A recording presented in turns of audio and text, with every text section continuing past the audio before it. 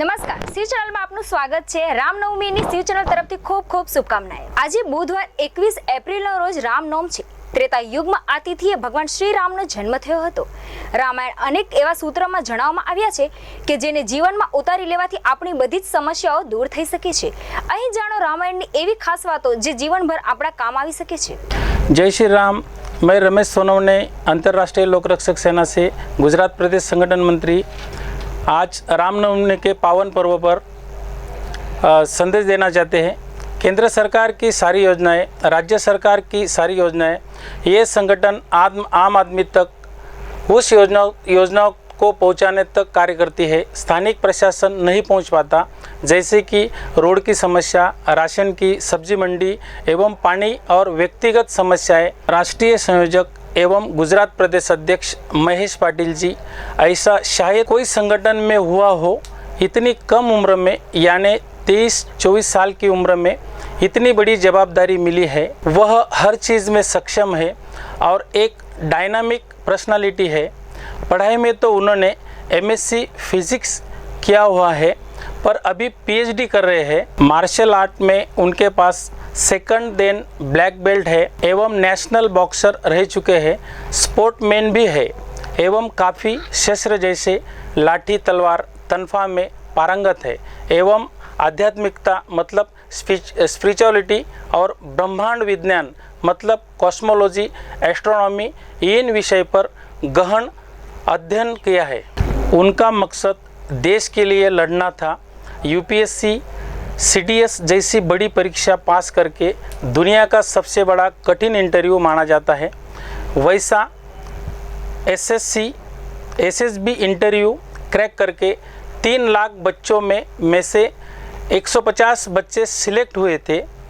पर कुदरत का करिश्मा देखे, उनको आनुवंशिक कलर ब्राइटनेस रंग अंधत्व है। इसकी वजह से एयरफोर्स ने आर्मी फोर्स में ऑफिसर रैंक के लिए परमानेंटली रिजेक्ट कर दिया। पर कुदरत को भी पता था कि भारत देश को आंतरिक मजबूती की ज़्यादा ज़रूरत है, तो उन्होंने 11,000 बच्चों को, महिलाओं को स्वयं रक्षा यानी सेल्फ डिफेंस सुरक्षा क्षेत्र के अंतर्गत सुरक्षा की तालीम दी। और अभी पिछले कुछ 7 महीनों से अंतर्राष्ट्रीय लोक रक्षक सेना की कमान संभाले हुए हैं और पूरे भारतवर्ष में डंका बजाना चालू हो गया है और हजारों की संख्या में लोग जुड़ रहे हैं। जय श्री राम। रामनवमी की जो महापर्व है उसके उपलक्ष्य में सभी दर्शकों को जय श्री राम। मर्यादा पुरुषोत्तम श्री राम भगवान जो है विष्णु जी का वो 7वां अवतार थे और जो परशुराम जी थे वो विष्णु जी का 6ठा अवतार थे। तो यहाँ पर मैं जो आज बातें बताऊँगा आपको वो कोई ऑर्थोडॉक्स तरीके से या पारंपरिक रीत से आपने जो सुनी हुई है राम जी के बारे में, उनके चरित्र के बारे में, वो सब चीज़ें से हट के थोड़ा बताना चाहता हूँ मैं। तो राम भूमि का जो तकसीमित जो नहीं है, तो काफ़ी सारे देश है जिसमें भारत भूमि तक खाली ये राम भगवान जो है सीमित नहीं है। अगर देखा जाए तो उसमें मंदिर है, काफ़ी पुरातत्व पाए जाते हैं, संस्कृति जिसमें अलग अलग देशों के में ये सब चीज़ें पाई जाती है। जैसे कंबोडिया है, थाईलैंड है, मलाई है, बर्मा है ना, तो थाईलैंड है। ये सब देशों में राम जी के जो अवशेष है उनकी संस्कृति में, उनके धर्म में ये सब चीज़ें पाई जाती है। जैसे राम जी का उनकी संस्कृति में भी नाम है, उल्लेख है, भले वो दूसरी लैंग्वेज में है। जैसे विजया, राम विजया करके है, कंबोडिया जैसे देशों में है, जापानीज़ लैंग्वेज में है, रहीम करीम लैंग्वेज में है, जो परमलिया जो लैंग्वेज है खरीक उसमें है, राजा बंतु करके नाम है, राम जी का ही नाम है ये, पर मरनम लैंग्वेज में है। तो ये नवरात्रि का जो 9वां दिन था उसी दिन उनका मर्यादा पुरुषोत्तम राम जी का जन्म हुआ था। उस वजह से इस दिन को हम राम नवमी की पर्व के नाम से पूछते हैं और उसको सेलिब्रेट करते हैं, है ना।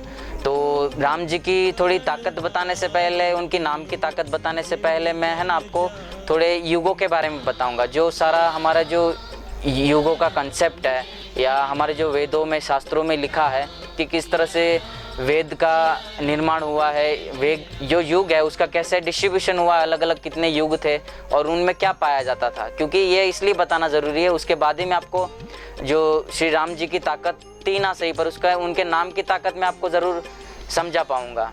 आज से मतलब समझ लीजिए राम जी का जन्म है वो त्रेता युग में हुआ था। जैसे 5000 BC के पहले, मतलब जैसे यीशु ख्रिस्त जी का जन्म हुआ था बिफोर क्रिस्ट के 2000 साल, ये जो हम इंटरनेशनल कैलेंडर के हिसाब से काउंट करते हैं वो उसमें ऐड कर दे तो आज से 7000 साल मतलब 7000 साल पहले राम जी का जन्म हुआ था। और जो सबसे पुरानी संस्कृति धरती पर मानी जाती है वो है मिस्र संस्कृति, वो शायद 4000 साल पुरानी है। जो आप इजिप्ट के पिरामिड देखते हैं मिस्र संस्कृति, वो सबसे पुरानी, उसके आगे का मतलब पुराना कोई डेटा ही नहीं है कि जो हम इंसान अस्तित्व में था ऐसा। तो जो हमारे जो राम जी के जो सारे पुरावे पाए जाते हैं, जैसे अपना ब्रिज है या जो लंका के बीच में अपना राम सेतु बनाया हुआ है, वो 7000 साल पुराना है जो पुरातत्व के हिसाब से कार्बन डेटिंग करते हैं उसके हिसाब से। अब मैं जो युगों के बारे में बताना चाहता हूँ कि जैसे सतयुग जो था, जो उसमें वैसे समय में सब लोग सनातन थे, मतलब सब है ना सत्य के ऊपर चलते थे, कोई पाप नहीं था, पाप 0% थी और पुण्य की मात्रा 100% थी, मतलब पुण्य ही करते थे लोग, लोगों में सद्गुण ही थे सारे, है ना। तो उस समय में कोई इंसान के रूप में भगवान ने अवतार नहीं लिया था, पर जैसे वराह, नरसिम्हा और मत्स्यकर्मा जैसे अवतार लिए थे। और उस समय के जो मुद्रा थी वो मतलब चलन जो कहते हैं पैसे, वो रत्नमणि मतलब रत्नों से लेन देन करते थे लोग। तो बहुत ही मतलब इतना उस समय पर था ऐसा कि रत्नों से लोग लेन देन करते थे। और जैसे अगर उनकी चरित्रों की बात करें तो उस समय पे सोने का, स्वर्ण का चरित्र होता था लोगों का, है ना। उस समय के जो लोग थे उनका ऐसा चरित्र होता था। तो जैसे हम उस समय की बात करें तो उस समय में किसी में दुर्गुण था ही नहीं। उस समय पे वामन जैसे अवतारों ने जो लिया था पाप का विनाश करने के लिए अवतार लिया था, और सब लोग अच्छा ही थे वहाँ पर। और जब जो चलन था और कैरेक्टर था वो स्वर्ण का, सोने का हुआ करता था।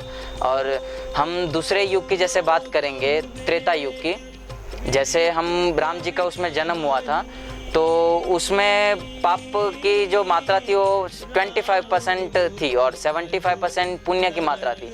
उसी में हम देखते हैं कि लोगों के अंदर उस समय के जो लोग थे, जैसे देश देश के बीच में लड़ाई हो गई थी, राम जी और रावण जी के बीच में जो लड़ाई हुई थी, तो श्रीलंका और भारत जैसे दो देश के बीच में लड़ाई हो गई थी। तो पाप 25% था, उसी हिसाब से सब लोगों में गुण दुर्गुण हुआ करते थे, है ना। तो तब का जो चलन था वो सोने का हुआ करता था, जो पैसे होते थे लेन देन करनी वो सोने का हुआ करता था। और कैरेक्टर होता है, जो चरित्र हुआ था वो चांदी का हुआ करता था, मतलब चांदी जैसा चरित्र लोगों का हुआ करता था, है ना। और उस समय पर दो देशों के बीच में लड़ाई हो गई थी, इतना मतलब उस समय के लोगों के अंदर दुर्गुण थे, एक तरह से कहा जाए तो इतना % में उनके अंदर जो दुर्गुण थे वो थे। तीसरा है जो द्वापर युग आता है त्रेता युग के बाद में। तो द्वापर युग में देखा जाए तो 50-50% था, लोग खराब भी उतने थे, अच्छे भी इतने थे, दुर्गुण भी उतने थे, सद्गुण भी उतने थे, है ना। तब का जो तीर्थ स्थल था वो कुरुक्षेत्र था, है ना। सतयुग में तो पुरुषार्थ था, वो तीर्थ स्थल था। और जो द्वापर युग है तब हम कुरुक्षेत्र जहाँ पे महाभारत हुई थी वो हमारा पुरुषार्थ जो है वो एक स्थल हुआ, तीर्थ स्थल हुआ करता था। तो उस समय के जो लोग थे तब काफ़ी मतलब कैरेक्टर उनका जो है 50-50 समझ लीजिए आप उसको। जब चलन भी था तब तो उस समय का चलन समझ लीजिए लोगों के जो कैरेक्टर है वो ताम्र के हुआ करते थे, और जो चलन हुआ करता था चांदी से लेन देन होती थी, सोने से हम चांदी में आए, है ना। और दो भाइयों के बीच में लड़ाई हो गई थी, मतलब परिवार के बीच में खूट आ गई थी, और सत्ता के लिए कोई भी कारणवश दो परिवार और दो भाई के बीच में और घर परिवार में ही झगड़े होना चालू हो गए थे, है ना। तो वैसे समय पर जो अवतार लिए गए थे वो कृष्णा जी ने अवतार लिया था, है ना। जैसे सतयुग में लिया वैसे त्रेता युग में राम जी, परशुराम जी ने लिया, फिर द्वापर युग में इसी तरह से कृष्ण जी ने अवतार लिया, है ना। वो सीधी तरीके से नहीं लड़े, इंसानों के द्वारा युद्ध लड़ा गया, ऐसा भी कह सकते हैं आप। और तीसरा हमारा चौथा हमारा जो युग है कलंकारी युग, जिसको हम कलयुग के नाम से जानते हैं। तो इसमें पाप है जो धीरे धीरे बढ़ता ही जा रहा है, क्योंकि हम देख रहे हैं जिस तरह से हमें कुदरत भी हमें इलाज कर रही है हमारा, और जिस तरह से पाप बढ़ते, इसमें एक ही तीर्थ स्थल है गंगा, और 75% पुण्य करते हैं और 25% लोग पाप पुण्य करते हैं, 75 पाप करते हैं, ऐसा समझिए आप। और अभी के जो चलन है, लेन देन है, वो स्टेनलेस स्टील में या लोखंड कहा जाता है, उससे होता है ना। और अभी जो चरित्र है या जो व्यक्ति का चरित्र है, निर्माण है, वो मिट्टी का बना हुआ है, कभी भी टूट जाता है ना। ऐसे ही लोग हैं, आप देखोगे कभी भी किसी का मतलब चरित्र रहा ही नहीं है, चरित्र नाम की चीज़ ही नहीं रही है, कभी भी किसी का टूट जाएगा चरित्र, क्योंकि वो मिट्टी से बना हुआ है, ऐसा कहा जाता है। और सतयुग में पाप जैसे जैसे बढ़ता जाएगा कि इसमें अवतार भी लेंगे, जो कल के अवतार थे वो सबका विनाश करने के लिए। तो इसी तरह से हम पूरा ये समझ लीजिए ना, एक तरह से कैलकुलेशन ही है पूरा, है ना। जैसे हम 0% से अब 75% पर आए हैं, तो वापस ये सब चीज़ें चलती रहती है। जैसे देश में झगड़े हुए, फिर परिवार में हो गए, पर कलयुग में जो है ना, वो हमारे अंदर ही रावण हो गया। हम त्रेता युग में जो रावण हो गए, उनके अंदर तो एक ही दुर्गुण था, तो भी हम उनको आज तक जलाते आ रहे हैं। पर आज हर एक इंसान के अंदर रावण बस चुका है। कलयुग में का इतना दुर्गुण हो चुके हैं लोगों में कि सब दुर्गुण ही है ना। तो रावण तो हर इंसान के अंदर अब बसे हुआ है। हमें अब बाहर नहीं, अब अंदर के इंसान से लड़ना है, अंदर के जो रावण है उससे लड़ना है ना। देश के बीच में लड़ाई हो गई, परिवार के बीच में लड़ाई हो गया, अब अपने से बारी आई कि अपने से लड़ना है हमें, है ना। तो ये सब ताकतें हैं। पुरुषोत्तम राम जी जो अवतार लिया है उन्होंने, रामनवमी जो हम मनाते हैं, तो उनकी ताकत अगर मैं छोटे वर्ड में बताऊं, जैसे कितनी इनकी नाम की ताकत है ना। जैसे पूरे देश में इस जय श्री राम का जो नारा है, स्लोगन है, उसकी वजह से पूरा देश आज संगठित हो गया है ना। कहा जा सकता है कि उनकी नाम की वजह से पूरे देश पे लोग राज कर रहे हैं। इलेक्शन में एक एक स्टेट में जीतने के लिए लोग करोड़ों लाखों का खर्चा करते थे, पर आज ऐसा समय आ चुका है खाली राम जी का नाम लेके पूरी सत्ता हासिल हो जाती है। तो समझ सकते हो कि आपकी ये स्लोगन जो है इतना पावरफुल बन चुका है, दुनिया भी इसको मानने लगी है कि हर कोई मिलता है तो आज एक दूसरे को जय श्री राम से ग्रीटिंग करता है, नाम लेता है ना। भले वो अपने स्वार्थ के लिए नाम ले रहे हैं, पर कलयुग में कहा गया कि खाली हमें कोई तीर्थ स्थल या भजन कीर्तन करने की ज़रूरत नहीं, भगवान का नाम ले लो आप, तो भी आपको भगवान दर्शन हो जाएंगे, आप पुण्य चालू हो जाएगा आपका। भले वो अपने स्वार्थ के लिए नाम ले रहे तो भी उनको फल मिल ही रहा। आज वो लोग देश पे राज कर रहे, हो सकता है धीरे धीरे विश्व पे भी भारत राज करेगा, है ना। तो बस यही कहना चाहता हूँ। मैं तो इतना एक इंसान हूँ मामूली सा, मैं तो खाली उनके नाम की ताकत जो फील की है वो बता पा रहा हूँ, है ना। अभी पूरी उनकी ताकत तो बहुत दूर है मेरे से एक्सप्लेन करनी, पर जो भी है यहाँ पे मैं मेरा जो स्पीच है फिनिश करता हूँ। और रामनवमी की सभी को हार्दिक शुभकामनाएं। जय श्री राम।